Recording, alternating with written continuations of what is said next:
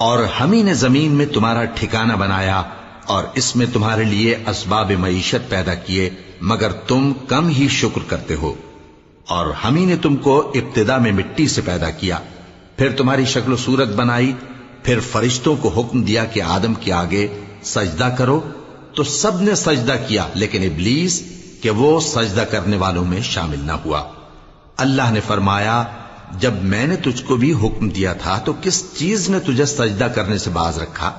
اس نے کہا کہ میں اس سے افضل ہوں، مجھے تو نے آگ سے پیدا کیا ہے اور اسے مٹی سے بنایا ہے۔ فرمایا، تو بہشت سے اتر جا، تجھے شایع نہیں کہ یہاں تکبر کرے، پس نکل جا کہ تو ذلیل لوگوں میں سے ہے۔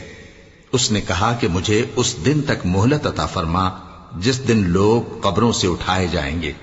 فرمایا، اچھا، تجھ کو مہلت دی جاتی ہے۔